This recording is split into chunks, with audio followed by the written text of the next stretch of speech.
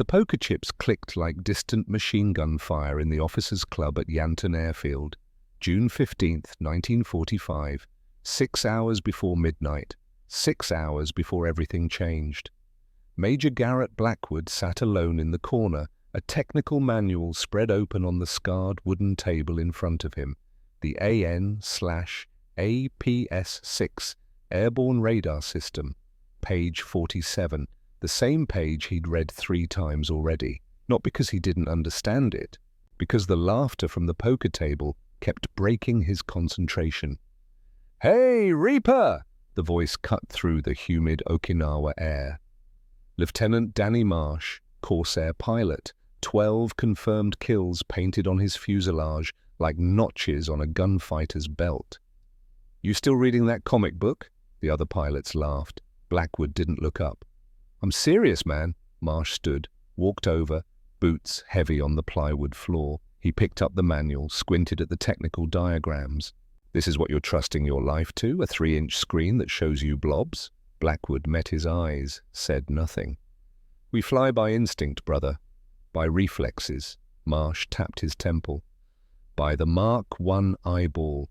You're trying to fight a war by staring at a little green screen like some accountant doing math in the dark." Another pilot chimed in from the table. "That 200-pound tumor on your wing, Reaper, you know what it does to your airspeed? 40 miles per hour. Blackwood's voice was quiet.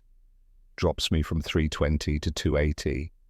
"Exactly!" Marsh slammed the manual back on the table. "So you're flying a garbage truck while we're flying Ferraris. And for what? To see fuzzy blobs on a screen?" "In the dark," Blackwood said. "I can see in the dark." "There is no dark in war, brother. War happens when the sun's up, when you can see the enemy, when you can look him in the eye and know you're faster, better, meaner." Marsh's voice carried the absolute certainty of a man who'd never been proven wrong. "That radar pod of yours, it's flying by Braille, and Braille's for blind men." The room went quiet. The other pilots watched, waiting for Blackwood to defend himself, to argue, to fight back. He didn't. He just closed the manual, stood, walked out into the thick tropical evening. Behind him, the laughter started again, louder this time. Let them laugh. They hadn't seen what he'd seen. The flight line stretched out before him like a graveyard of sleeping metal giants. Rows of Corsairs, Mustangs, Hellcats, all tied down, all silent. The day's missions were over. The war had paused for the night, except one plane stood alone at the far end of the tarmac. Blackwood walked toward it, boots on concrete. The only sound besides the wind starting to pick up from the north, storm weather, he could smell it in the air. Salt and electricity and the promise of violence. The F-6 F-5 N-Night Hellcat. To most eyes, it looked like its sisters, the same barrel-chested fighter that had won the Pacific, the same massive Pratt & Whitney radial engine, the same wide wings built to take punishment and keep flying. But then you saw it, hanging off the starboard wing like a tumor, a white, bulbous pod the size of a beer keg, smooth, awkward, completely destroying the clean lines of the aircraft. It looked like something that didn't belong, like someone had bolted a piece of a different plane onto this one and hoped for the best, the AN/APS-6 radar pod. 200 pounds of electronics and vacuum tubes, and the future. Blackwood walked a slow circle around the plane, his hand trailing along the aluminum skin, still warm from the afternoon sun. He stopped at the pod, put both hands on it. The surface was smooth except for the mounting bolts. Solid, real. 6 weeks ago, he'd never seen one of these. 6 weeks ago, he'd been a day fighter pilot like the rest of them. Fast, aggressive, living by reflexes and sunlight. Then they'd asked for volunteers for the night fighter program. Only 3 men had raised their hands. The first had washed out after 2 weeks. Couldn't handle flying on instruments in zero visibility. The vertigo got him. He'd landed pale and shaking after a training flight and never went back up. The second had crashed. Not in combat, in training. Flew straight into a mountain in the dark because he didn't trust the radar, trusted his instincts instead. His instincts were wrong. They buried what was left of him 3 days later. Blackwood was the last one. He understood something the others didn't. Speed meant nothing if you couldn't see the target. In daylight, yes. The Corsairs ruled the sky. They were faster, more maneuverable, deadly in the hands of a good pilot. But daylight was over 12 hours a day. What about the other 12? What about the night? The Japanese had figured it out. They'd adapted. They didn't come out to play in the sun anymore. They were losing too many planes to the swarms of American fighters. So they'd become creatures of darkness, launching kamikaze attacks under the cover of night, bombing raids in the blackness, harassment missions designed to keep everyone awake, terrified, exhausted. The Americans called them washing machine Charlies, single planes that droned overhead in the dark, dropping bombs, making noise, flying home untouched because nobody could see them to shoot them down. The day fighters were useless against this. You could have the fastest plane in the world. Didn't matter if you were flying blind. Blackwood looked at the radar pod again. 200 pounds. Dead weight in a dogfight. But in the dark? In the dark it was an eye that could see through clouds and rain and the absolute blackness of a moonless night. It sent out pulses of radio energy, invisible, silent. Those pulses bounced off solid objects and returned. The radar scope in the cockpit translated those returns into light, blobs on a green screen. To the day pilots, those blobs were meaningless. To Blackwood, they were enemy aircraft. They were targets. They were the difference between flying blind and hunting with purpose. He climbed up onto the wing, opened the canopy, slid into the cockpit. The smell hit him immediately. High-octane aviation fuel, stale sweat soaked into the canvas seat, gun oil, hydraulic fluid, the smell of a machine built for one purpose: to kill. He didn't turn on the systems, just sat there, hands on the stick, looking at the instrument panel. The radar scope sat in the center, dark now, but he could picture it alive, glowing green, showing him the invisible world. 6 weeks of training, 6 weeks of learning to suppress every instinct, learning to trust the instruments over his own senses, learning to fly when his body screamed that he was upside down and the instruments insisted he was level, learning to believe in the blobs on the screen. It was the hardest thing he'd ever done, harder than combat, because in combat you could see the enemy, you could react, you could fight. But flying on instruments in zero visibility required a different kind of courage. It required faith. Faith in technology, faith in electronics, faith in the idea that vacuum tubes and microwave pulses could be more trustworthy than your own eyes. Blackwood sat in the cockpit as the sun disappeared behind the mountains to the west. The light drained from the sky, purple, then grey, then black. The wind picked up. The storm was coming. At 2100 hours, Captain Vernon Hudspeth stood in front of a weather map that looked like a child's nightmare. Tropical storm. His voice was flat, emotionless, delivering bad news like a doctor announcing a terminal diagnosis. Winds gusting to 30 knots, cloud ceiling under 500 feet, visibility near zero, rain heavy enough to strip paint. The assembled pilots stared at the map, at the massive spiral of clouds bearing down on Okinawa. All day operations are grounded effective immediately. Hudspeth looked around the room. Propellers will be tied down, planes secured. Nobody flies until this passes. How long? Someone asked. Weather says 12 to 18 hours. A collective groan. 12 to 18 hours of sitting in tents while the storm tried to wash the island into the Pacific Ocean. 12 to 18 hours of playing poker and sleeping and waiting. 12 to 18 hours of being useless. Hudspeth started to dismiss them, then stopped. His eyes found Blackwood in the back of the room. "Reaper." Blackwood stood. "Sir?" "Your bird ready?" "Yes, sir." Hudspeth nodded slowly. Didn't say anything else. Didn't need to. They both knew what he was asking. If something came up during the storm, if the impossible happened and an enemy aircraft appeared in this weather, could the night fighter fly? "We're blind tonight, gentlemen." Hudspeth's voice carried a weight of frustration, of helplessness. "Let's hope the Japanese are smart enough to stay on the ground too." The briefing ended. The pilots filed out, heading back to their tents, back to their poker games and their sleep and their safety.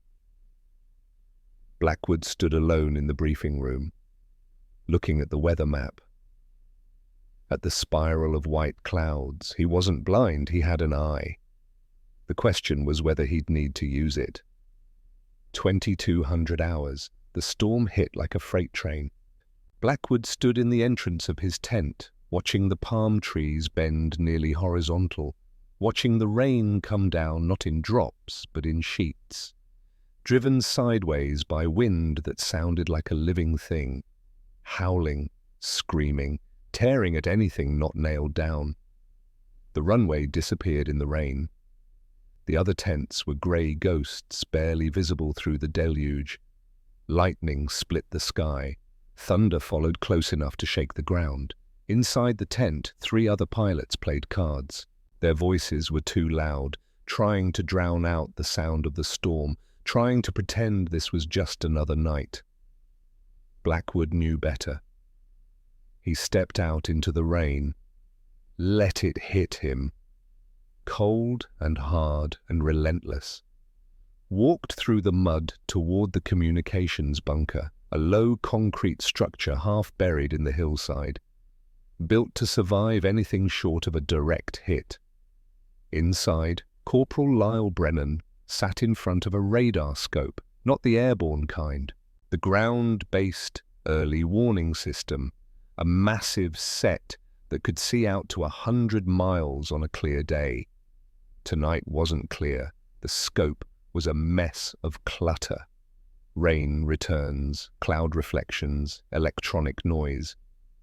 Brennan was young, 22, a genius with electronics who'd been pulled from civilian life to do this job. He looked up when Blackwood entered. "Major." His voice was tight.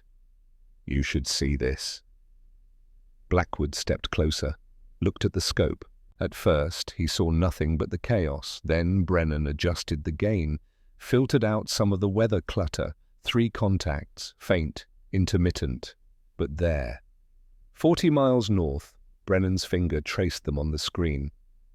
Heading 180, moving fast and low. Blackwood's chest went cold. "You're sure?" "As sure as I can be in this mess." Brennan looked up, eyes wide. "But sir, these aren't drifting like weather. They're moving with purpose. And they're coming straight for the fleet." The fleet. The anchorage off Yanton's coast. 30 transport ships, 12,000 Marines, sleeping in their bunks, unaware. "One contact. I'd say maybe it's a weather ghost." Brennan's voice was rising now, getting faster. "But 3 in formation? That's not weather, sir. That's—" "A strike package," Blackwood finished the sentence. "Not washing machine. Charlie, not a single harassment aircraft dropping random bombs. This was organized, deliberate. Multiple aircraft using the storm as cover to attack the fleet." Brennan stared at him.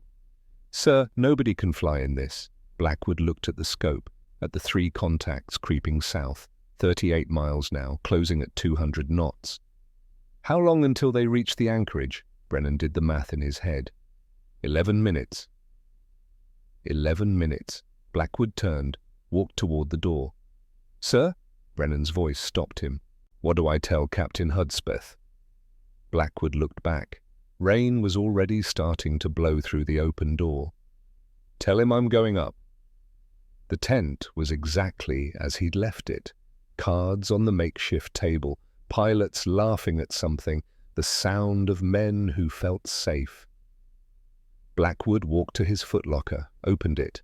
Inside was his flight suit, his helmet, his gloves, and a photograph. Eleanor. Ellie. His wife of 3 years, taken on their honeymoon in San Francisco, standing on the beach, wind in her hair, smiling at something off camera, smiling at him behind the camera. He picked up the photo, held it for 5 seconds that felt like 5 hours. He'd made her a promise. Before he deployed, before he volunteered for the night fighter program, a simple promise. I'll prove this works. I'll come home. She'd believed him, had written him every week. Letters full of her life back in California, working at the aircraft factory, living with his parents, waiting.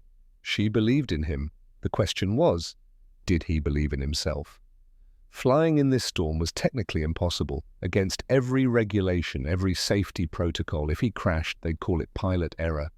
They'd say the night fighter program was a failure. They'd mothball the radar pods and go back to being blind at night.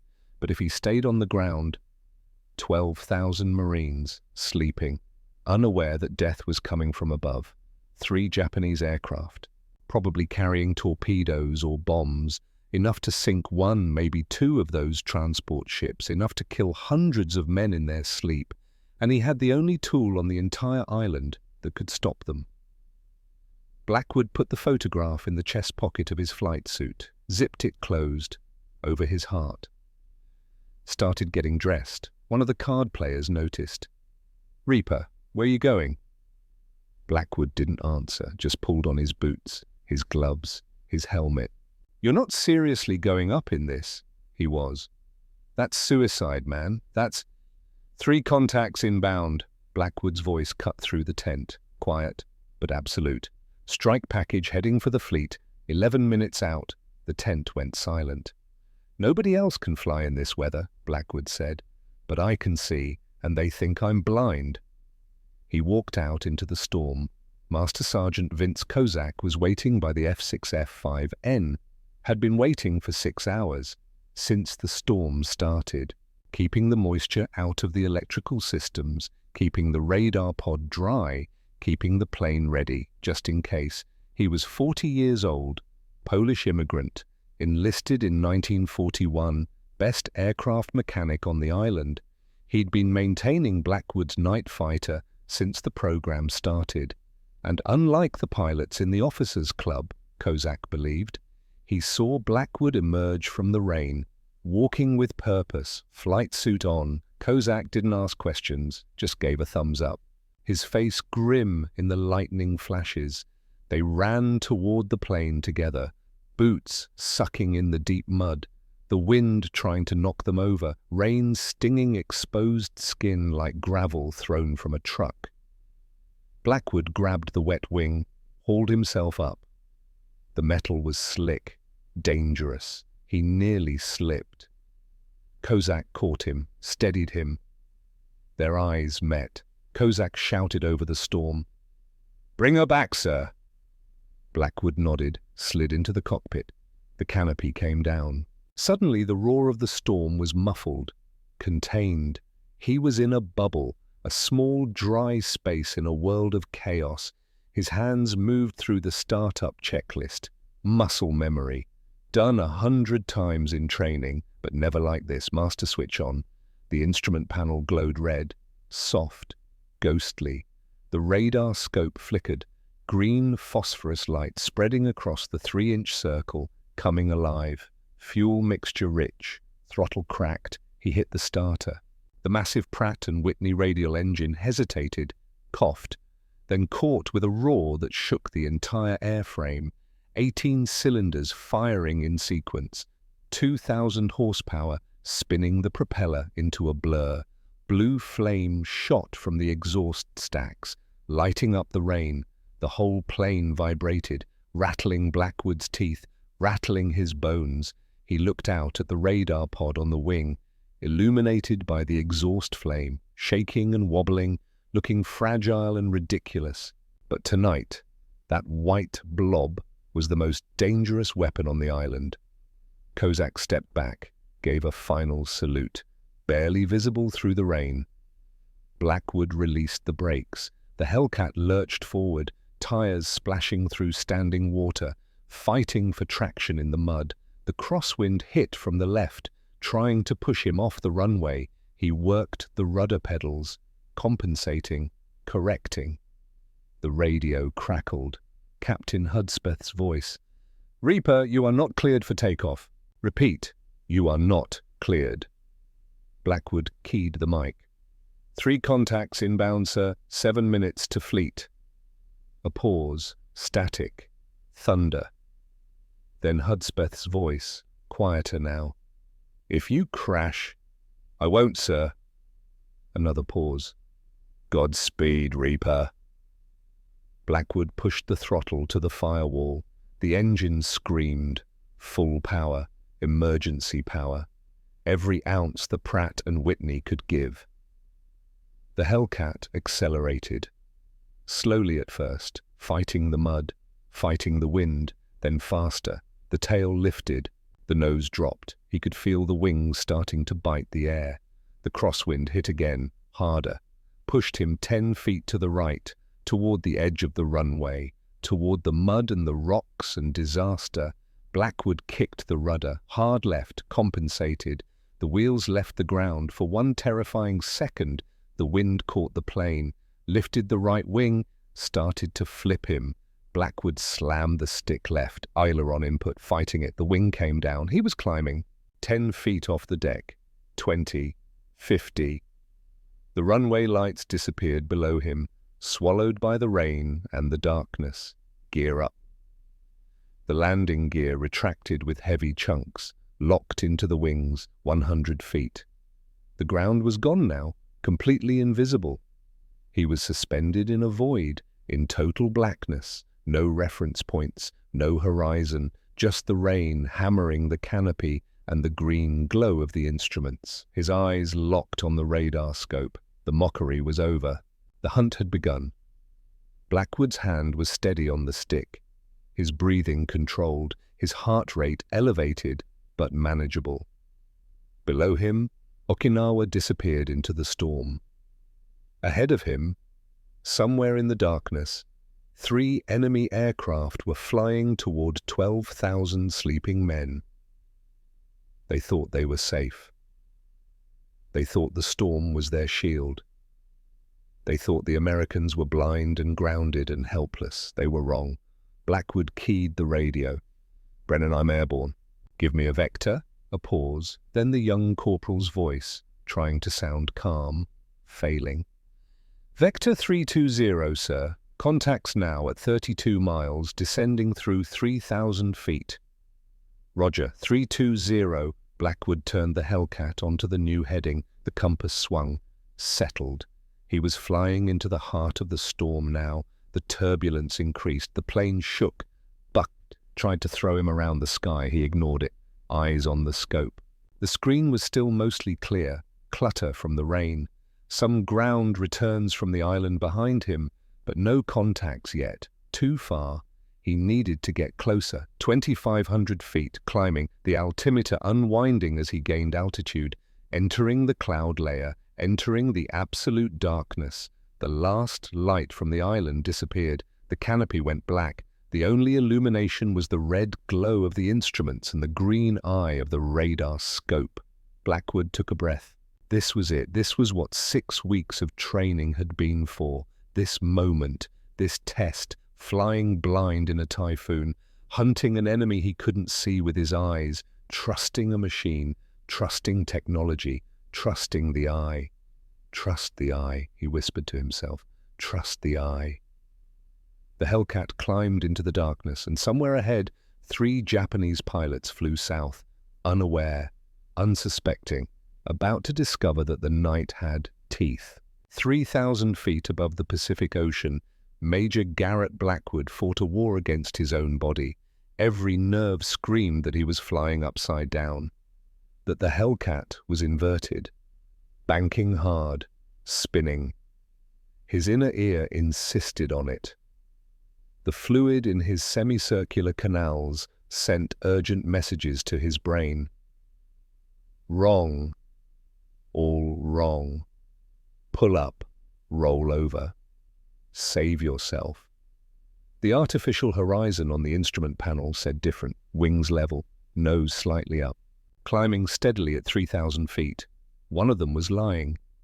Blackwood's hands tightened on the stick, white-knuckled, fighting the instinct to trust his body, fighting 25 years of evolution that said your senses don't lie. Except in the dark, they did. Vertigo, spatial disorientation, the killer of pilots who flew on instruments, the invisible enemy that crashed more planes than mechanical failure ever would. The turbulence didn't help. The storm tossed the 12,000-pound fighter like a paper airplane in a hurricane. Updrafts threw him toward the sky, downdrafts slammed him toward the ocean. Wind shear kicked the plane sideways. The rain hammered the canopy so hard it sounded like someone throwing gravel against glass. Blackwood forced his breathing to slow, forced his eyes to stay locked on the instruments, on the artificial horizon, on the altimeter, on the compass. And most importantly, on the green glow of the radar scope. 3 inches of phosphorescent screen, his window into the invisible world. Right now it showed nothing but clutter.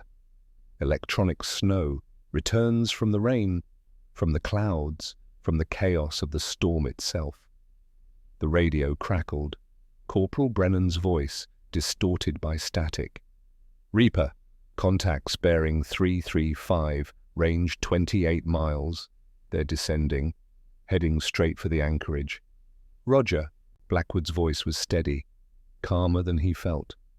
Adjusting course. He turned 5 degrees north. The compass needle swung, settled, 28 miles. At his current speed and their approach speed, he'd intercept in roughly 8 minutes. 8 minutes to close the gap, to transition from flying blind to hunting with purpose. 8 minutes to prove that the dead weight on his wing was worth every pound. Lightning split the sky ahead. For a fraction of a second, the world was visible. Massive thunderheads towering to 40,000 feet. Rain so thick it looked like a solid wall. Clouds roiling and churning like something alive. Then darkness again, absolute and total. Blackwood's jaw set. His eyes never left the scope. Waiting. 2,305 hours. 6 miles out. The radar scope changed. Blackwood saw it immediately. A shift in the pattern. A clearing in the clutter as he fine-tuned the gain control, filtering out the weather returns, narrowing the focus. And there, top of the screen, a single bright return, stronger than the background noise, moving, not drifting like a cloud, not random like rain, moving with purpose, with direction, with intent, a blip. Blackwood's heart rate spiked, just for a second, then settled. Training took over. He adjusted course. 5 degrees left, putting the contact at 12 o'clock on the scope. Dead ahead, 5 miles. Brennan's voice came through again. Reaper, I'm tracking 3 distinct contacts now, tight formation. 3. The blip on Blackwood's scope was still showing as 1. The aircraft were too close together. Flying formation. But as he watched, as he closed the distance, the return started to separate, started to resolve into distinct points of light. 4 miles, the separation became clear. 3 contacts, just like Brennan said, arranged in a shallow V formation, a leader in the center, 2 escorts flanking. Blackwood's mind processed the tactical situation in seconds. Lead aircraft was almost certainly a bomber. Betty or Francis, twin engine, carrying torpedoes or heavy bombs, capable of sinking a ship, maybe 2 if the pilot was good and lucky. The escorts would be fighters, Zeros most likely, fast, maneuverable, deadly in the hands of experienced pilots. In daylight, this would be a suicide mission. One American fighter against 2 escorts and a bomber. The Zeros would engage immediately, turn it into a dogfight, use their superior maneuverability to get angles, to kill. But this wasn't daylight. 3 miles. Blackwood watched the formation on his scope. They were holding course, holding altitude, descending gradually toward the fleet anchorage. No evasive maneuvers, no awareness that they were being tracked, no sign that they knew an American fighter was sliding into position behind them. They were blind, and Blackwood could see. The dead-weight radar pod that killed his airspeed, that made the Hellcat fly crooked, that earned him mockery from the day pilots. That pod was now his greatest weapon. In a high-speed turning dogfight, yes, it was a liability. It dragged the wing down, killed the turn rate, made the plane sluggish, but there would be no dogfight tonight. Because the enemy didn't know he was here. 2 miles. Blackwood throttled back slightly, not much, just enough to control his closure rate. He didn't want to overshoot, didn't want to blow past them in the darkness and lose contact. He slid the Hellcat into their 6 o'clock position, directly behind. In the dead zone where pilots rarely looked because threats came from ahead and below and the sides. Nobody expected death from behind, not in a storm like this, not when flying was supposed to be impossible. The turbulence kicked at him again. A violent updraft jerked the Hellcat 200 feet higher in a heartbeat. Blackwood fought the controls, brought it back down, back into position. Sweat ran down his face despite the cold. His flight suit stuck to his back. 1 mile, time to transition, time to stop flying the scope and start flying the eyeball. Blackwood's gaze shifted from the green screen to the windscreen, to the darkness beyond the rain-streaked plexiglass. At first, nothing. Just black, just the endless void. Then he saw it, a flicker, faint, blue, steady, exhaust flame. The Japanese didn't use flame dampeners as effectively as the Americans. Their engines burned richer, threw more visible light from the exhaust stacks. In daylight, it meant nothing. In pitch darkness, it was a beacon. Blackwood's eyes focused, adjusted to the faint light. The flicker resolved into 3 distinct points, 3 sets of exhaust flames, dancing in the storm, 500 yards, close enough now to see shapes, silhouettes against the slightly lighter clouds above them. The center aircraft was larger, wider wings, twin engines, the distinctive cigar-shaped fuselage of a Mitsubishi G4M Betty bomber, capable of carrying a ton of ordnance. Fast for a bomber, but slow compared to fighters. Flanking it on either side, 2 smaller shapes. Single engine. The unmistakable profile of Mitsubishi A6M Zeros. Japan's premier fighter. Light. Fast. Maneuverable. Armed with 20mm cannons and machine guns. Under normal circumstances, deadly. But these weren't normal circumstances. Blackwood watched them fly, watched their formation. The Zeros were tucked in tight to the Betty, wingtips almost touching, so close they could have reached out and touched each other. They were terrified. Flying formation at night in a storm by watching the exhaust flames of their leader. Afraid to lose visual contact, afraid to drift away into the darkness and never find their way back. Every ounce of their concentration was focused forward, on maintaining position, on not crashing into each other, on not losing sight of those blue flames. They weren't scanning for threats, weren't checking their 6, weren't aware that a predator was parking directly behind them. 400 yards, Blackwood eased the throttle back further, matched their speed, settled into trail formation. He was close enough now to see details. The Betty's tail gun position, the rear canopy, the bomb bay doors underneath. Close enough to see the Zero pilots' heads moving in their cockpits, helmets turning left and right, checking their wingtips, checking their position relative to the bomber, never looking back. 300 yards. The turbulence that had been throwing Blackwood around suddenly became an advantage. The extra weight of the radar pod acted like a stabilizer, dampened the twitchiness, made the Hellcat steady, solid. A gun platform. Blackwood's right hand moved to the gun switches. Flipped them on, one by one, the electrical circuits completed, 4 50 caliber machine guns, 2 20mm cannons, all armed, all ready. The cannons were the key. They fired explosive shells, high explosive incendiary rounds that hit like grenades. Against the thin aluminum skin of a Japanese aircraft, they were devastating. 200 yards, close enough to count the rivets on the Zero's tail. Blackwood made his decision, the fighter on the right first, the one slightly farther from the bomber. If he shot the Betty first, the massive explosion might alert the Zeros, give them time to react, to scatter, to fight. But if he killed the wingman silently, the others might not notice in the storm, might keep flying straight. Cold calculation, mathematical, emotionless. This wasn't jousting, wasn't a duel, wasn't a fair fight. This was execution. Blackwood slid the Hellcat sideways, drifting right, into the blind spot of the Zero. The pilot never saw him, never turned his head. 100 yards. Blackwood could see everything now, the pilot's helmet, his shoulders, the way he gripped the stick, the tension in his posture, as he fought to maintain formation in the storm. A human being. Somebody's son. Maybe somebody's father.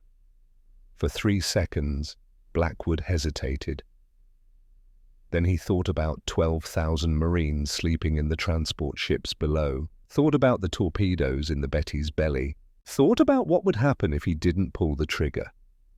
He put the illuminated pipper of his gun sight directly on the Zero's fuselage, center mass, and squeezed. 2,312 hours. The night Hellcat didn't just fire, it erupted. The 450 caliber machine guns opened up with a sound like ripping canvas. Tracers streamed out, white hot.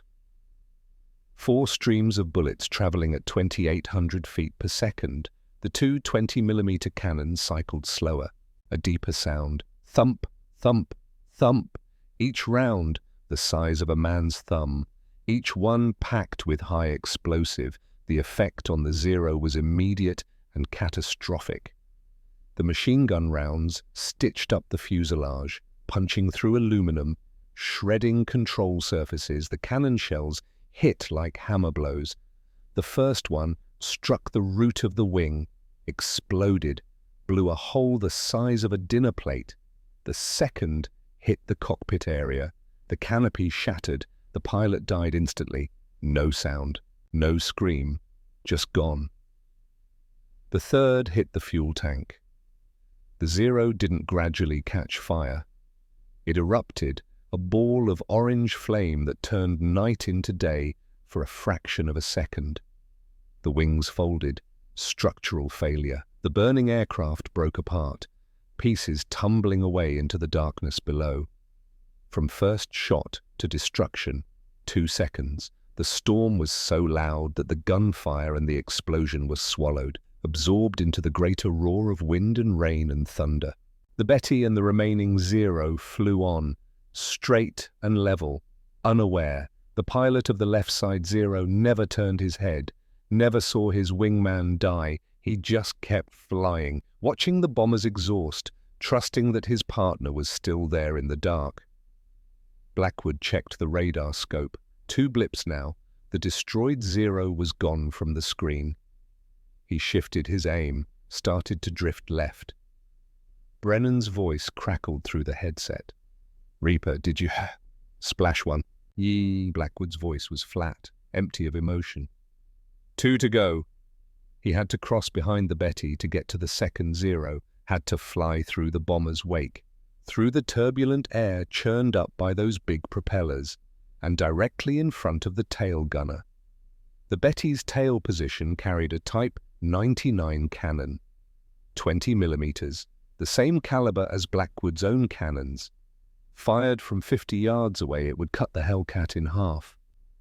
Blackwood held his breath as he drifted across the bomber's tail. He could see the tail turret, a dark bubble, could see the shape of the gunner inside. The gunner was facing forward, staring into the rain, mesmerized by it, or praying, or thinking about home. Whatever he was doing, he wasn't looking back. The prop wash hit like a fist. The Hellcat bucked, yawed hard to the right. Blackwood fought the controls. Rudder input, stick pressure, brought it back. He slipped clear of the turbulence, settled in behind the second zero. 100 yards, 50, murder range, so close he could reach out the canopy and touch the enemy's rudder. The Zero pilot's head was visible, turned slightly left, watching his wingtip, checking his spacing from the bomber, never looking back. Blackwood put the pipper on the cockpit, pressed the trigger. The guns erupted again. Tracers, cannon shells, a stream of destruction. The first cannon round hit the Zero's engine, blew the cowling off, the propeller shattered, pieces spinning away. The second hit the cockpit. The canopy exploded outward. The pilot's body jerked, slumped. The Zero pitched up violently, nose high, stalled, hung there for a moment like it was considering its options. Then it rolled inverted and dove, gone. Blackwood flew through the debris field, pieces of aluminum pinging off his own canopy, off the wings. A larger chunk, maybe a piece of the Zero's tail, whistled past his head close enough that he flinched. But the Hellcat kept flying. 2 down, only the bomber remained. Blackwood expected it to run, expected the pilot to bank hard and dive and try to escape. Instead, the Betty did something unexpected. It attacked. 2,314 hours. The bomber banked hard left. Not a gentle turn. A violent combat maneuver, 50 degrees of bank, nose dropping. The pilot must have felt something, the turbulence from his wingmen dying, or saw the flash of the guns reflected off the clouds, or just had that sixth sense that combat pilots develop. That feeling of being watched. He didn't know where the threat was, couldn't see it, but he knew it was there, so he did the only thing he could. He dove for the deck, and he kept his heading, still flying toward the fleet. Blackwood's eyes widened. The bomber wasn't running, wasn't retreating. The pilot was committed to his mission, even knowing he was being hunted, even knowing 2 of his escorts were gone. He was going to attack. Blackwood slammed the stick forward, followed the dive. The Hellcat's nose dropped. The altimeter started unwinding. 2,800 feet, 2,500, 2,200. The heavy fighter picked up speed like a falling safe. The wind screamed over the canopy. The airframe shook. Blackwood pushed the throttle to emergency power. Water injection into the cylinders. The engine roared. 2,200 horsepower, 300 miles per hour, 320, 350. The radar scope showed the Betty's blip diving ahead of him. The Japanese pilot was good, jinking every few seconds, changing heading, changing altitude, trying to break the radar lock, trying to shake the shark. 1,800 feet, 1,500, they were getting low, dangerously low. In pitch darkness with no visual reference to the ocean, diving this deep was insane. One mistake, one moment of vertigo, one wrong input, and he'd fly straight into the water at 300 miles an hour. There wouldn't be anything left to bury. The radio altimeter, a specialized instrument that measured height above the ocean rather than altitude above sea level, started flashing a warning light. 1,000 feet, the Betty pilot was pushing it, pushing hard, using the ocean as cover, knowing the American fighter would have to pull up eventually or die. Blackwood didn't pull up, he pushed the throttle harder. The water injection system dumped more fluid into the engine. The Pratt & Whitney howled. The Hellcat surged forward, closing the gap.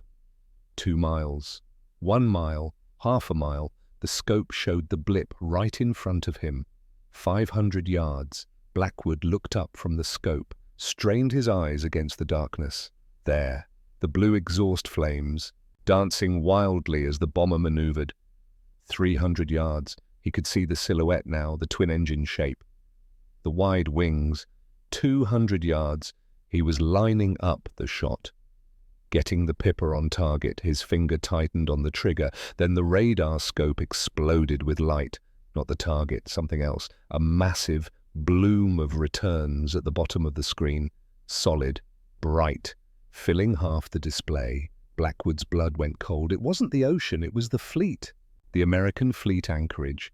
Dozens of ships, Liberty transports, destroyers, cruisers, all packed into the protected bay, and he was flying straight toward them. The Japanese pilot hadn't been running, hadn't been trying to shake pursuit. He'd been leading Blackwood into a trap, flying the direct path to his target, using the American fighter's aggression against him. Now Blackwood was sandwiched. Enemy bomber ahead, friendly ships behind and below. And every single one of those ships had gunners, nervous gunners, trigger-happy gunners who'd been on alert for weeks, waiting for kamikaze attacks, waiting for night raids. If those ships opened fire, they wouldn't just shoot at the bomber. They'd put up a wall of steel, a curtain of anti-aircraft fire that would shred everything in the sky, 400 feet above the ocean. The Betty leveled off, skimming the waves. The pilot knew exactly where he was, had the navigation perfect. Blackwood saw the bomb bay doors open, mechanical arms lowering, dark shapes visible inside, torpedoes. The bomber was lining up on a target. Blackwood couldn't see which ship. Too dark. But it was big. Had to be. The Betty wouldn't waste precious torpedoes on anything small. He had seconds, maybe 10, maybe less. He couldn't shoot from behind, not at this angle, not this close to the ships. His cannon shells would keep going if they missed, would hit friendly vessels. He had to get alongside, had to get between the bomber and the ships, had to stop this. Blackwood kicked the right rudder pedal, hard, shoved the stick forward and left.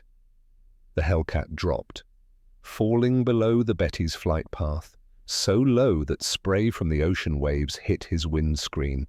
Salt water. He could taste it through the vents. 30 feet above the water, maybe less. He pulled back on the stick. Climbing. Coming up underneath the bomber, this was the underbelly maneuver. The one they'd taught him in training and then explicitly forbidden him from ever using in combat. If the bomber exploded, he'd be inside the fireball. He'd die with his target, no choice. He looked up through the canopy. The belly of the Betty filled his view. Dark aluminum, rivets, and the open bomb bay with the torpedoes hanging like obscene eggs. 20 feet separation, maybe 15. Close enough to see the stenciled Japanese characters on the fuselage. Blackwood tilted the nose up, pointing his guns at a 30-degree angle, aimed into the guts of the enemy aircraft. Every weapon he had, 450s, 220s, all pointed up.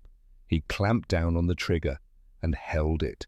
2,318 hours. The sound inside the cockpit was deafening.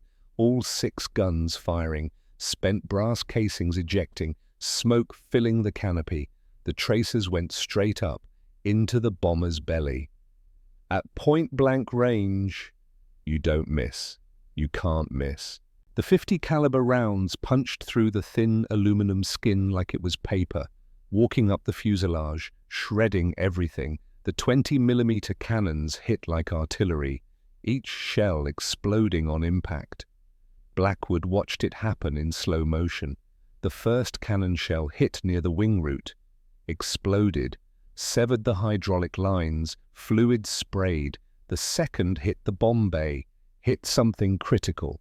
The third hit a fuel tank. For a fraction of a second, nothing happened. Then the Betty bomber ceased to exist as an aircraft and became a sun. The fuel tanks ruptured. Aviation gas mixed with air. The cannon shells provided ignition. The explosion was so violent it stopped the rain, created a pressure wave that physically pushed the water aside. The fireball expanded, orange and white and yellow, bright enough to turn night into day, hot enough to melt metal. The shockwave hit the Hellcat like a giant hand, slapped it down toward the ocean. Blackwood's helmet smashed against the canopy, Stars exploded in his vision. The plane was tumbling, out of control, spinning. He was flying through burning gasoline, through pieces of the disintegrating bomber, through hell. Something hit the canopy, a piece of the Betty's wing, the size of a door. It cartwheeled past, missing Blackwood's head by inches. If it had hit, it would have taken his head off. The engine choked, ingested smoke and burning debris. The RPM dropped. The smooth roar became a cough. Intermittent firing, 1 cylinder, 2. Most of them dead. The Hellcat was falling. Blackwood couldn't see. His night vision was gone, burned out by the flash. Everything was white spots and after images. He couldn't see the water, couldn't see the sky, couldn't see the instruments. He was blind in a falling aircraft with a dying engine 30 feet above the ocean. Instinct took over. Pull back, pull the stick back, get the nose up, climb. His hands moved. Full back pressure, throttle forward, emergency power if the engine would take it. The altimeter was spinning. He couldn't read it, couldn't focus. He heard the engine cough again, sputter. A horrible grinding sound. Then it caught. 1 cylinder, 2, 4, 8. All 18 firing again. The Pratt & Whitney cleared its throat and roared. The Hellcat's nose came up. The climb rate indicator swung positive. He was climbing, alive. The white spots in his vision started to fade, slowly. The instruments came back into focus. Altitude 200 feet, airspeed 280. He'd been seconds from hitting the water. Blackwood's hands were shaking. His breathing was ragged, adrenaline dump. He'd burned through so much in the last 30 seconds that his body was starting to shut down. No time for that, because below him the fleet had seen the explosion and they were about to kill him. The sky erupted with tracers. Every ship in the anchorage opened fire at once. 40mm Bofors guns, 5-inch deck guns, 50 caliber machine guns, 20mm Oerlikons, thousands of rounds per second, filling the air with metal. They didn't know the explosion was an American victory, didn't know the bomber was dead. They just saw a fireball and assumed they were under attack. So they fired at everything. Red tracers, white tracers, every fifth round illuminated so gunners could see where they were shooting, creating ribbons of light, streams of death, crisscrossing the sky in a web. Blackwood was in the center of that web. A tracer passed 10 feet from his canopy. He could see it, a glowing dot moving impossibly fast, then another. The air around him was full of them. He keyed the radio, screamed into the microphone. "Friendly! Friendly! Flash! Flash! Flash!" The IFF code, identification, friend or foe. The code that was supposed to stop friendly fire. The radio was jammed. Static. Panicked voices. Ship captains shouting. Nobody listening. Another stream of tracers. Closer this time. 5 feet. He heard them. Supersonic cracks as they passed. The sound of bullets breaking the sound barrier. The radar scope was useless.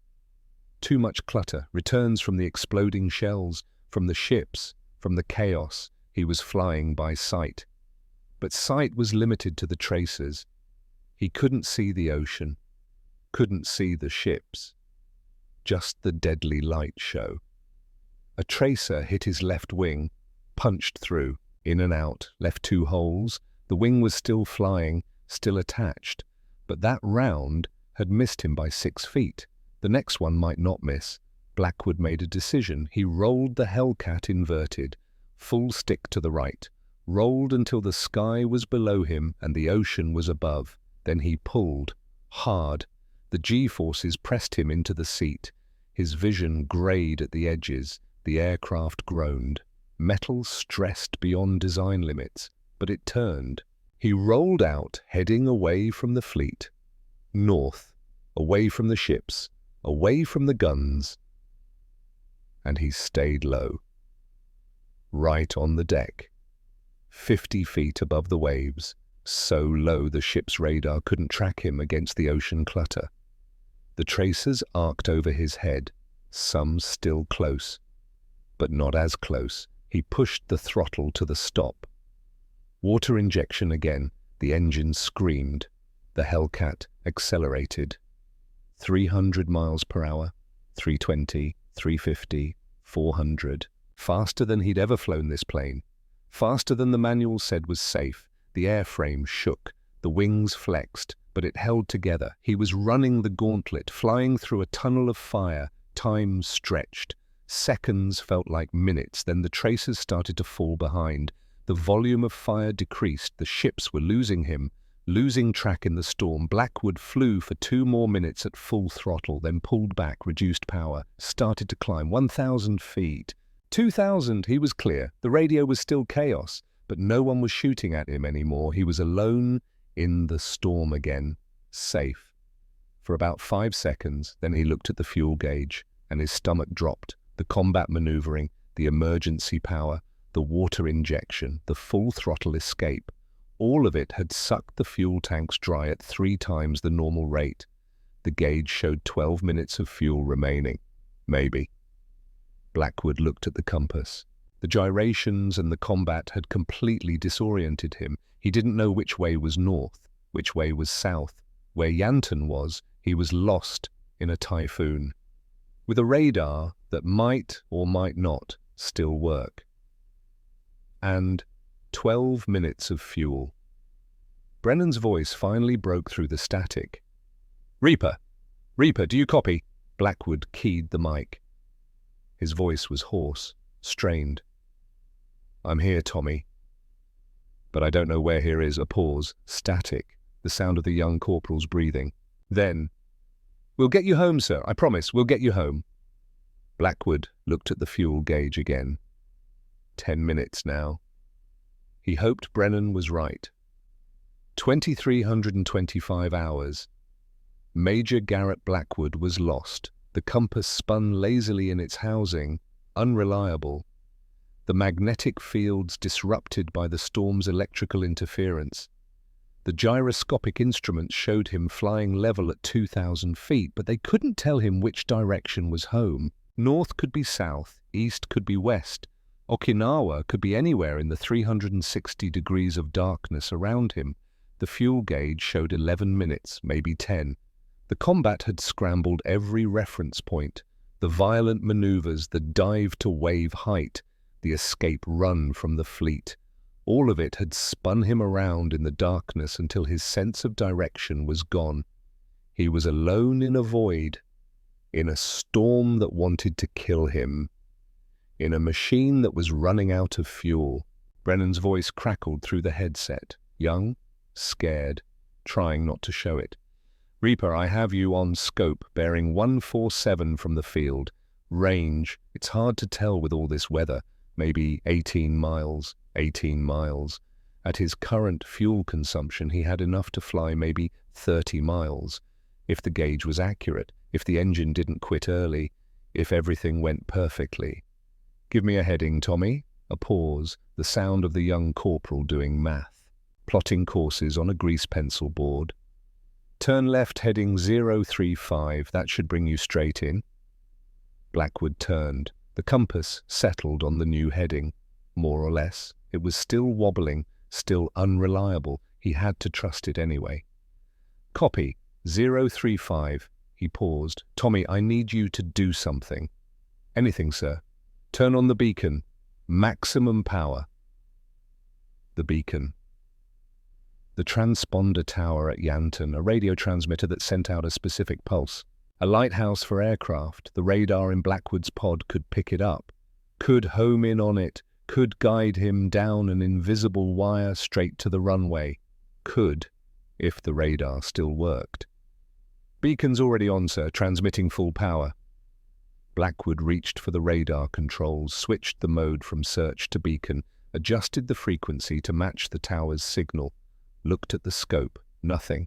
Just snow. Electronic noise, the same clutter from the rain and the storm. No beacon pulse, no signal, nothing to guide him home. His chest tightened. "Tommy, I'm not getting it." "Sir, the beacon is definitely transmitting. I'm looking at it right now. It's working." Which meant the radar wasn't. Blackwood stared at the scope, at the green snow, the debris from the bomber explosion, the supersonic passage of the fleet's anti-aircraft fire. Something had damaged the pod, damaged the delicate electronics inside.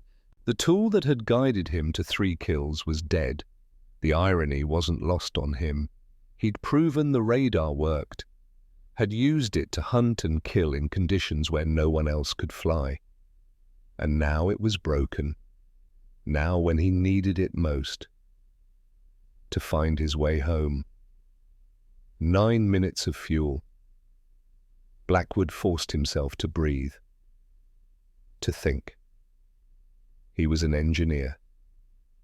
Had been before the war.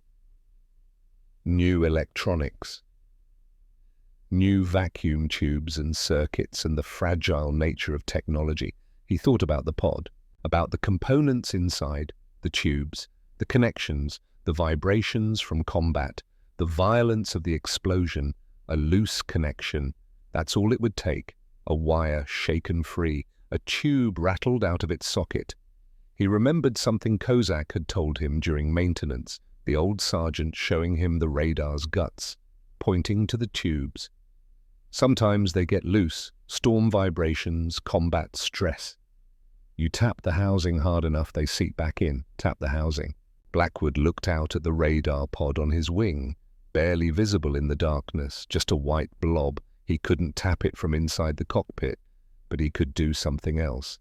He reached for the stick, pulled back, pushed forward, rocked the aircraft, gentle at first, then harder, porpoising through the sky, creating G-forces that slammed through the airframe, shaking everything. The Hellcat bucked. The radar pod flexed on its mounting. Everything rattled. Blackwood looked at the scope. Still nothing. He tried again. Harder. Pulled 3 Gs, pushed to -1. The harness cut into his shoulders. His vision grayed. The airframe groaned. He looked at the scope. A flicker. Just for a second, a faint pulse at the edge of the screen. Then gone. But it had been there. Blackwood slammed the stick forward and back. Hard, violent inputs, abusing the aircraft, shaking it like a terrier with a rat. The scope flickered again. The pulse appeared. Weak. Intermittent.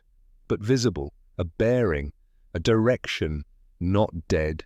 Just wounded.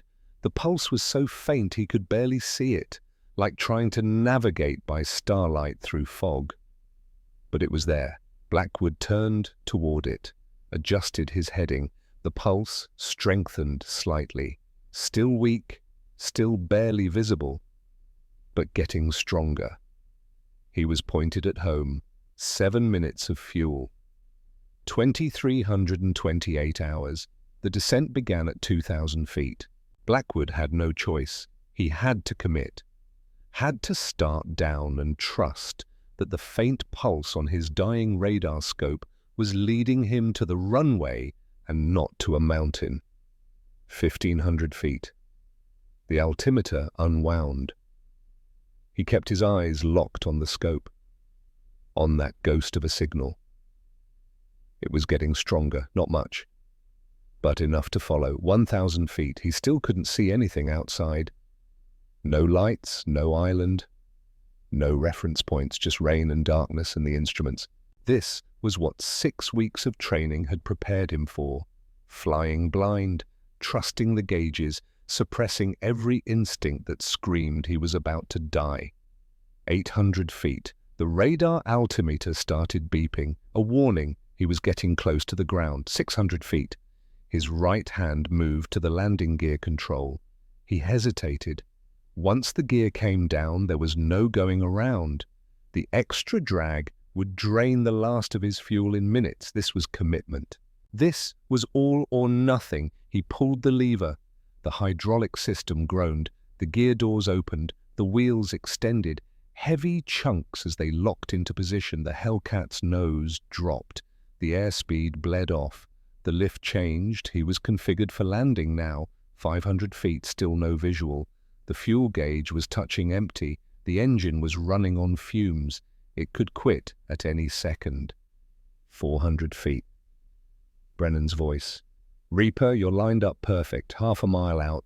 You should see the lights." Should. 300 feet. Nothing but rain. Nothing but black.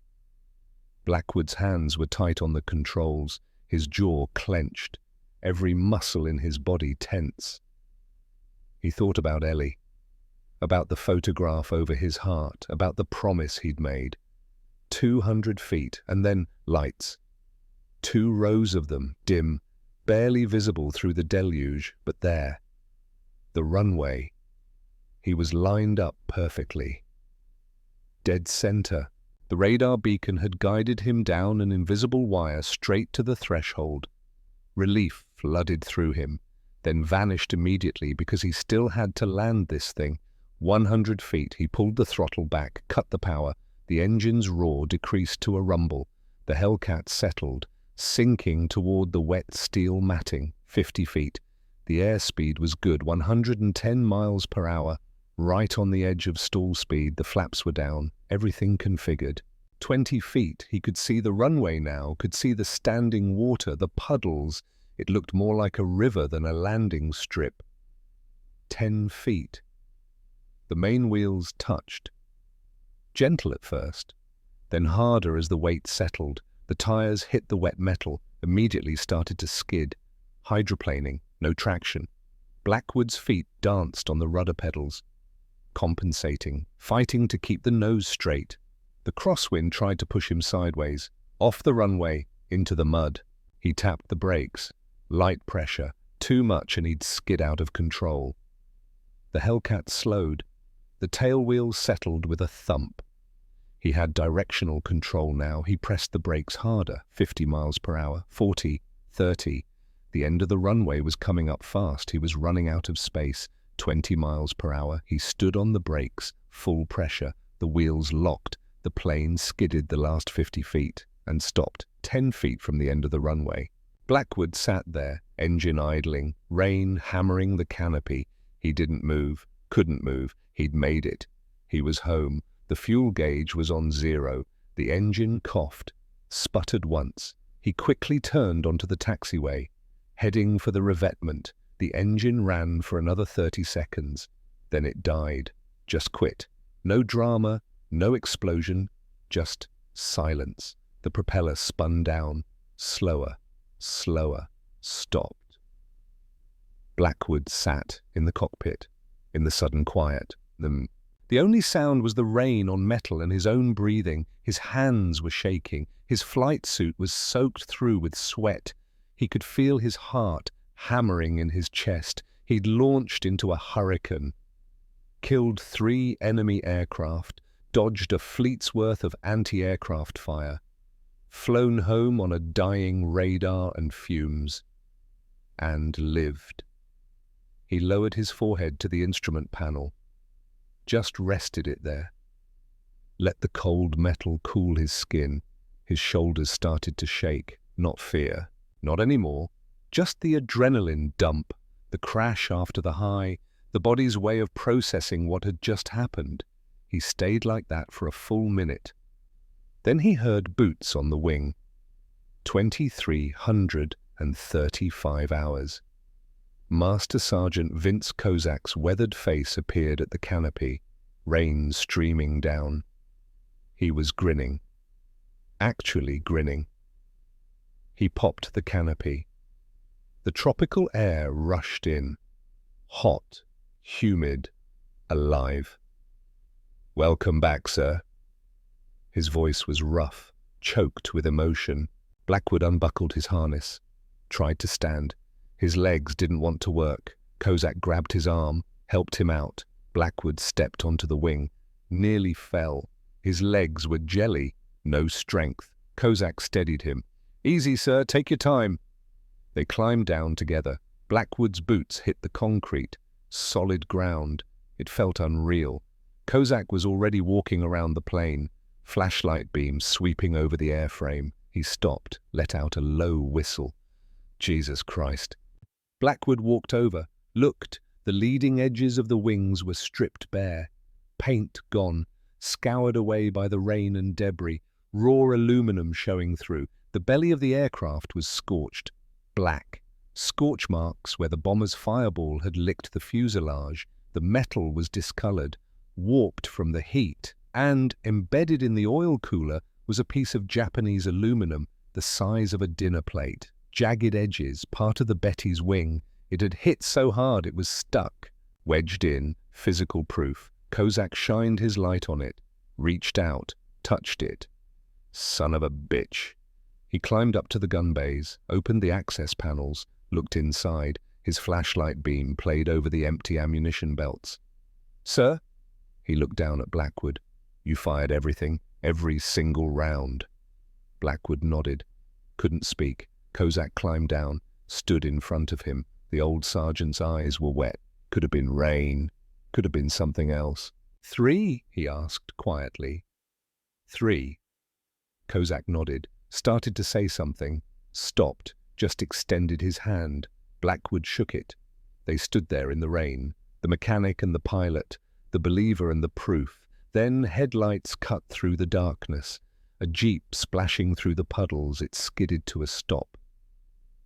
Captain Vernon Hudspeth climbed out, walked over, looked at the Hellcat, at the damage, at the piece of enemy aircraft embedded in the cowling. He looked at Blackwood, didn't say anything for a long moment, then he saluted. Blackwood returned it, sharp, precise. "Headquarters is going to want the gun camera footage," Hudspeth said. "Yes, sir." "Get some sleep, Major. You've got a lot of reports to write tomorrow." Hudspeth got back in the jeep, drove away. Blackwood stood there, the rain still falling, still washing over him. He reached into his chest pocket, pulled out the photograph. It was damp, the edges curled. But Ellie's face was still visible, still smiling. He'd kept his promise. He'd proven it worked. He'd come home, June 16th, 1945, 0600 hours. Dawn broke grey and wet. The storm was passing, moving south, leaving destruction in its wake. Downed trees, flooded bunkers, destroyed tents, but the airfield was intact. Kozak had been up all night, working on the Hellcat. By sunrise he had a crowd. Pilots from the day squadrons, mechanics, support staff. They stood in a semicircle, staring at the battered night fighter. Nobody was laughing now. Kozak gave them the tour, pointed out the damage, the stripped paint, the scorch marks, the embedded debris. "This," he said, tapping the Japanese aluminum, "is from a Mitsubishi G4M Betty bomber. Major Blackwood shot it down at point-blank range, 50 feet, in pitch black, in a typhoon." Someone in the crowd whispered, "Jesus." Kozak opened the gun bay panels. Empty, all 6 weapons, 450s, 220s, every belt expended. He pointed to the radar pod. "This pod right here, the one you all call dead weight, the tumor, the garbage." He paused. "This pod is the only reason any of us slept safely last night." The crowd was silent. Lieutenant Danny Marsh, the loudest critic from the night before, stepped forward, looked at the plane, at the damage, at the proof. "Where's Blackwood?"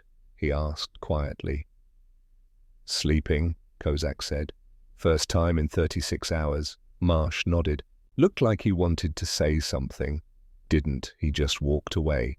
The others followed, slowly, quietly. The mockery was over. 1400 hours. The briefing room was packed. Every pilot on the base.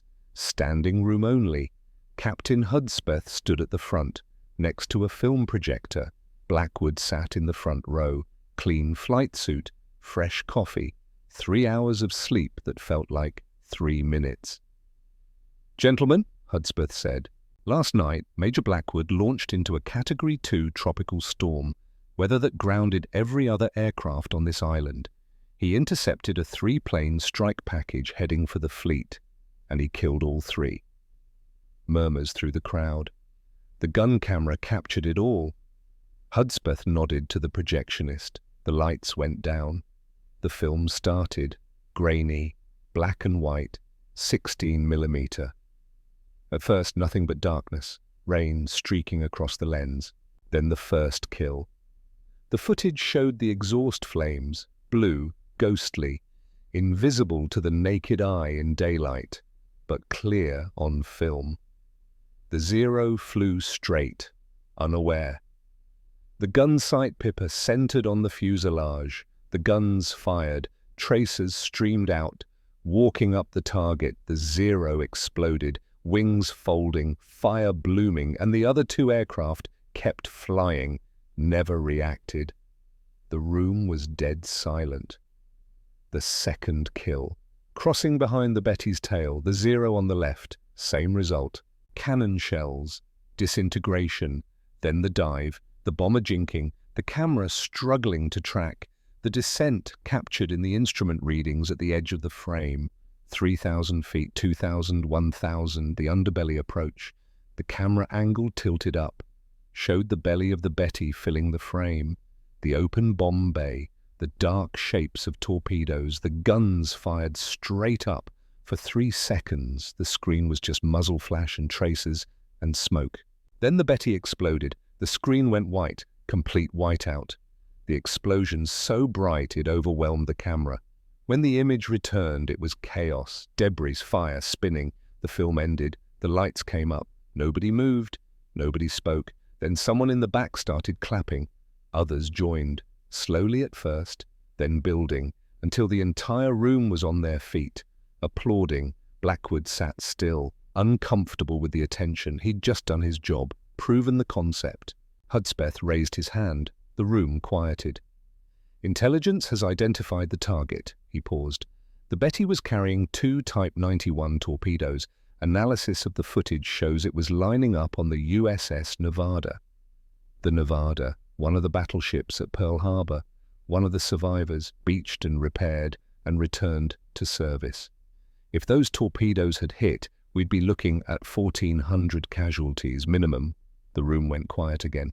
1,400 men, sleeping, unaware. Alive now because one pilot flew into the dark with an eye that could see. Marsh stood up, walked to the front, stopped in front of Blackwood, extended his hand. "I was wrong," he said. Simple, direct. About everything, the pod, the radar, night fighting, all of it. Blackwood shook his hand. "You weren't wrong about the weight. Thing flies like a dump truck." Marsh laughed. Actual laughter. "Yeah, but dump trucks can carry one hell of a load." The tension broke. The room relaxed. Blackwood stood, faced them. "The radar works. The tactics work. Night fighting works, but I can't do this alone. We need more pilots, more training, more aircraft." Hudspeth spoke up. "Headquarters is already placing orders. 40 more F-6, F-5Ns, and they want to expand the program to every major base." A cheer went up. The night fighter program was no longer experimental. It was operational. September 1945, 3 months after that night. The war had changed. The Japanese had adapted. Stopped coming out during the day almost entirely. Focused everything on night operations, kamikaze attacks, bombing raids, harassment.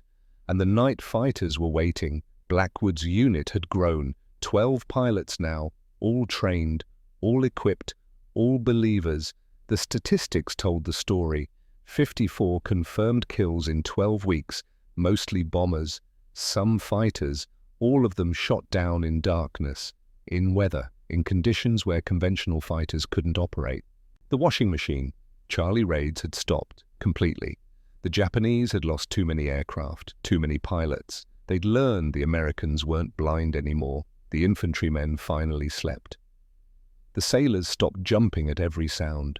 The ghosts were up there, patrolling the clouds, watching with their electronic eyes. Blackwood stood in front of a new group of pilots, fresh from training, young, eager, nervous. He held up a photograph of the radar scope, the green glow, the blips. "In darkness, this is your eye," he said.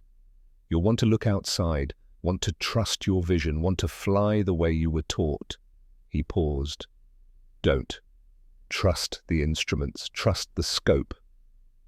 Your body will lie to you, the radar won't."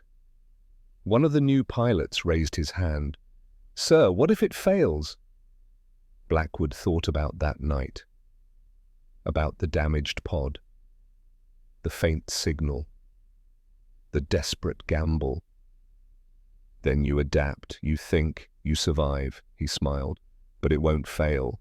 The engineers have improved it, made it more reliable. You're getting better equipment than I had."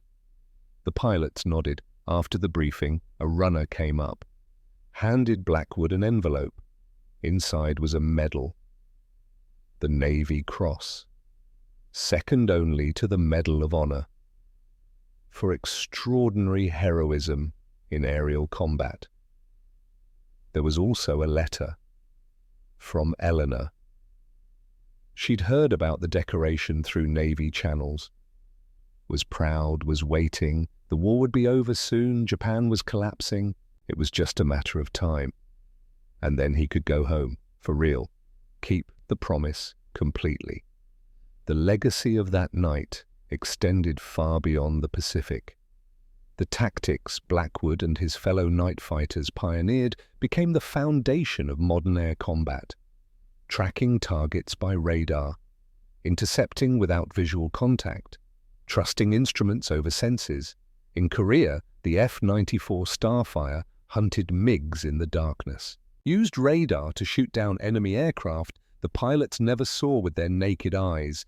The radar pod moved from the wing to the nose, became integrated, became essential. By the modern era, every fighter was a night fighter. The F-35, the F-22, the Eurofighter Typhoon, built around sensors that saw everything day or night.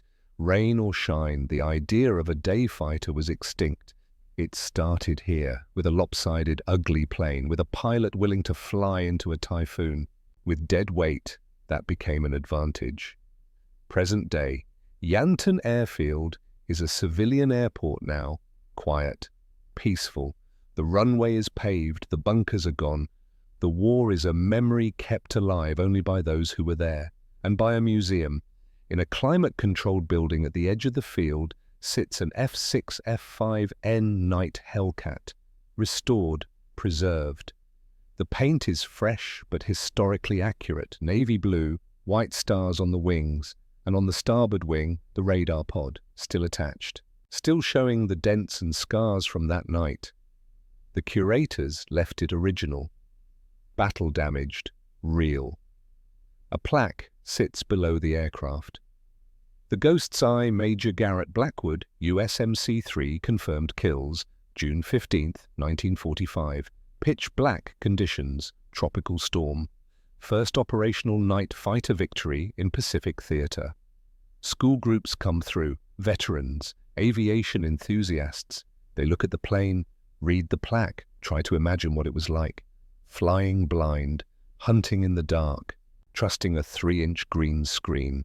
Outside, a modern F-35 Lightning II passes overhead.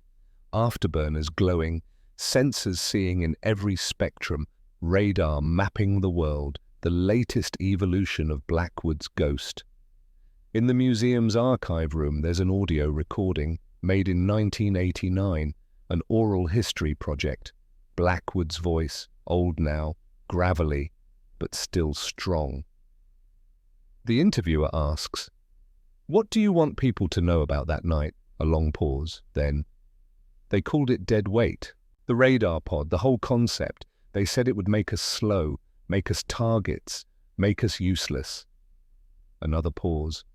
"I called it my advantage, because in a world of blindness, the man with one eye is king. But more than that, more than the technology, it taught me something." "What's that?" "That sometimes the bravest thing you can do isn't charging into the light, it's flying into the dark, trusting something you can't see, believing in tools and training and faith." We were just kids, 25 years old, strapping ourselves into piston-engine aircraft, flying into voids with nothing but vacuum tubes to guide us home. The technology gets remembered, the machines get put in museums.